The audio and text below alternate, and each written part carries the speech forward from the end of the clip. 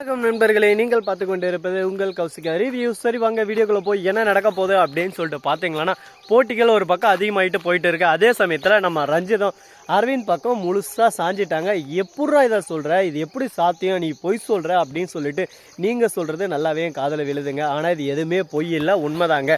நம்ம மனோவர் இருக்கார்ல, அவர் வந்து முடிஞ்ச வரைக்கும் அவரால் முடிஞ்ச எஃபெக்டை போட்டாங்க. அதே சமயத்தில் மறுபக்கம் ரஞ்சிதம் தான் அப்பா அந்த வேலையை செய்கிறாருன்னு சொல்லிட்டு கண்டுபிடிச்சிட்டாங்க.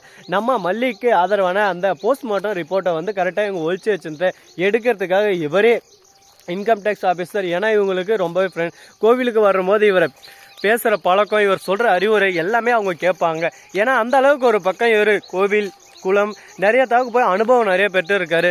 ஒருத்தர்கிட்ட ஒன்றுமே இல்லை, அவங்க வெறும் வேஸ்ட்டு, அவங்க பேச்சை கேட்கக்கூடாதுன்னு இல்லைங்க, அவங்கக்கிட்ட இன்னும் நிறைய அனுபவம் இருக்கும். அந்த அனுபவத்தை நாம் கற்றுக்கலாம். நமக்கு தெரியாத நிறைய விஷயங்கள் அவங்கக்கிட்ட இருக்கும் அப்படின்னு சொல்லிட்டு அவங்கக்கிட்ட கற்றுக்குறாங்க. இந்த மாதிரி நிறைய விஷயம் நம்ம மனோவர்கிட்ட இருந்து கற்றுன்னு இருக்கோம். மனோவர் போய் ஹெல்ப் கேட்குறாரு. இந்த மாதிரி எங்கள் வீட்டில் இந்த மாதிரி சூழ்ச்சியெல்லாம் போயின்னு இருக்கு, நீங்கள் இன்கம் டேக்ஸ் ரைட் மாதிரி வாங்க, வந்து இதெல்லாம் கொஞ்சம் பாருங்க அப்படின்னு சொல்லிட்டு வர சொல்கிறாங்க. சரி ஓகே, இவங்க வந்து இவ்வளோ ரெஃபர் பண்ணுறதுனால நம்ம போகலாம் அப்படின்னு சொல்லிட்டு முடிவு பண்ணுறாங்க. முடிவு பண்ணுறதோட மட்டும் இல்லாமல் அங்கே வராங்க. அதே சமயத்தில் தேடின்னு இருக்கிற போது கரெக்டாக அந்த போஸ்ட்மார்ட்டம் ரிப்போர்ட் கிடைச்சிருது. அதை பார்த்து ரொம்ப சந்தோஷமானாங்க. ஆனால் அதே சமயத்தில் ஒரு பக்கம் பயமாகவும் இருக்குது, ஒரு பக்கம் பக்கு பக்குன்னு இருக்குது. ஏன் எதனால் அப்படின்னு சொல்லிட்டு பார்த்தீங்கன்னா, இவருக்கு பயம். ஒரே ஒரு வார்த்தையில் சுருக்குன்னு சொல்கிற மாதிரி அதை எடுத்துட்டாங்க. திடீர்னு ரஞ்சிதம் வந்துடுறா, அவ்வளோதான் முடிஞ்சு கதை அப்படின்ற மாதிரி இருக்கிற போது கரெக்டாக ரஞ்சித் வந்து என்னப்பா செய்கிறீங்க அப்படி இப்படின்னு சொல்லிட்டு திட்ட ஆரம்பிச்சுட்டு, இது ராஜேஸ்வரி அம்மாவுக்கு தெரியக்கூடாது, இது நானே அரவிந்த் கிட்ட கொடுக்கலாம் தான், நீங்களே எடுத்துட்டீங்க, சரி விடுங்க, இப்படியே இருக்கட்டும், இந்த விஷயம் ராஜம்மாவுக்கு தெரியாமல் பார்த்துக்கோங்க, இல்லை நம்மளை எதனா பண்ணுருவாங்க, கூடிய சீக்கிரம் ராஜா அம்மா ஜெயிலுக்கு போயிடுவாங்க, அதுக்கப்புறம் நானும் உங்களுக்கு பிடிச்ச மாதிரி அரவிந்தா கல்யாணம் பண்ணிக்கலான்னு சொல்லிட்டு இருக்கேன்னு சொல்லிட்டு சொல்கிறாங்க. நீ இப்போதாம்மா என் பொண்ணுன்னு சொல்லிட்டு நிரூபிச்சிருக்கா. வாழ்க்கையில் எப்படி எந்த வழியில் போனால் நம்ம பாதை நல்லா இருக்குமோ அந்த பாதையை இப்போ தான் நீ தேர்ந்தெடுத்திருக்கேன்னு சொல்கிறாங்க. இது எல்லாத்துக்கும் காரணம் அரவிந்த் தான். அரவிந்த் தான் எனக்கு புத்திமதி சொல்லி எல்லாத்தையும் புரிய வச்சார். இவ்வளோ நாள் நான் எதுவுமே புரியாமல் முட்டாளாக இருந்தேன், இப்போ எல்லாமே எனக்கு புரிஞ்சிருச்சுப்பா. இனிமேல் நான் அரவிந்த் மாமா என்ன சொல்கிறாரோ அதுதான் கேட்பேன். அரவிந்த் மாமா தான் என் உயிர், அவர் தான் என் உலகம் அப்படின்னு சொல்லிட்டு இருக்காங்க. அதை கேட்கும்போது நமக்கே ஒரு பக்கம் சந்தோஷமாக இருக்குது. எப்படியோ ஒன்றுடாப்பா, குடும்பத்தோட சந்தோஷமாக இருந்தால் போதுங்க. வாழ்க்கையில் எவ்வளவோ நம்ம பார்த்துருக்கோம், ஆனால் இந்த மாதிரி ஒரு பக்கம் சந்தோஷமான ஒரு விஷயத்தை பார்த்துக்க மாட்டோம்.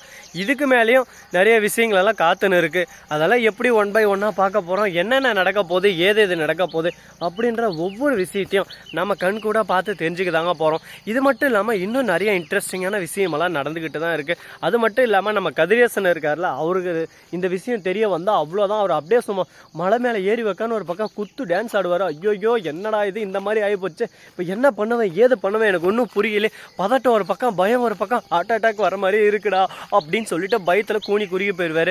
மல்லிக்கு இந்த விஷயம் எப்படியோ தெரிய வந்துடுது. மல்லிக்கிட்ட எட்டுன்னு போயிட்டு அதை கொடுக்குறாங்க. மல்லி சந்தோஷத்தை பார்க்கணுமே, அடாடாடாடாடா, அந்த ரோசா பூக்கு என்ன ஒரு ஆனந்தம், அந்த மூஞ்ச பாருங்க, அந்த சந்தோஷத்தை பாருங்க, அந்த கலையை பாருங்க அப்படின்ற மாதிரி மகிழ்ச்சியோட உச்சத்தில் இருக்காங்க நம்ம மல்லி.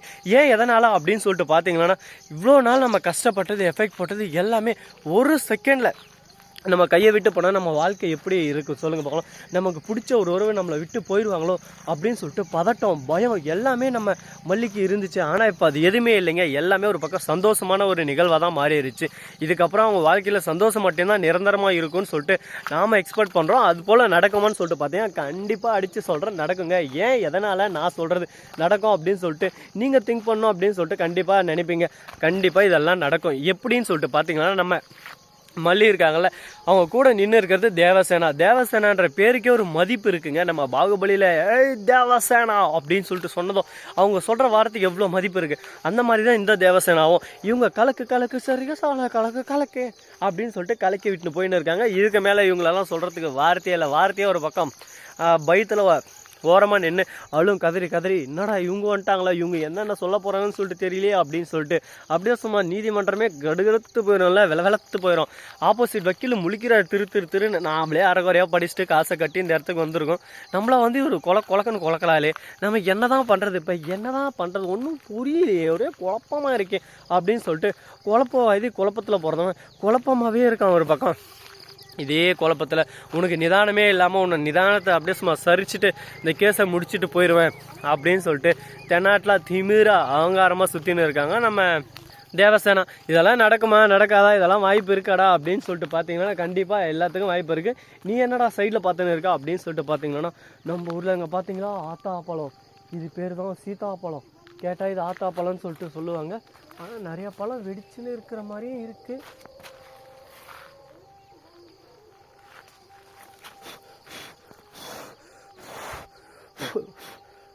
இது ரொம்ப இதாகிட்டு டேமேஜ் ஆகிட்டு இருக்குது. இருங்க, இன்னொரு பழம் இருக்குது, பழம் இல்லை, காய் தான். எங்கள் ஊரில் பாத்தாப்பழம் சீசன், அதாவது சீத்தாப்பழம் சீசன் வந்துருச்சு. உங்கள் ஊரில் சீசன் இருக்கா இல்லையா அப்படின்ட்டு மறக்காமல் சொல்லிவிட்டு போங்க. அங்கே பார்த்தீங்களா மேலே ஒரு ஆத்தாப்பழம் வெடிச்சிட்டு இருக்கு. அதை போயிட்டு அறுத்து சாப்பிட்டா அப்படியே சுவையை பார்க்கணுமே, வேறு லெவலில் இருக்கும். காலங்காத்தால் இதை தின்றது தான் வேலையாடா அப்படின்னு சொல்லிட்டு பார்த்தீங்கன்னா சாப்பாடு தாங்க, எல்லாம் சாப்பாடு தான் ஃபஸ்ட்டு, அதுக்கப்புறம் தான் மற்றதெல்லாம் அப்படின்ற மாதிரி தான் நாம் இருக்கோம். சரி, ஓகே ஃப்ரெண்ட்ஸ், இந்த மாதிரியெல்லாம் சர்ச்சைகள் பிரச்சனைகள் எல்லாம் நடந்துகிட்டு இருக்குது.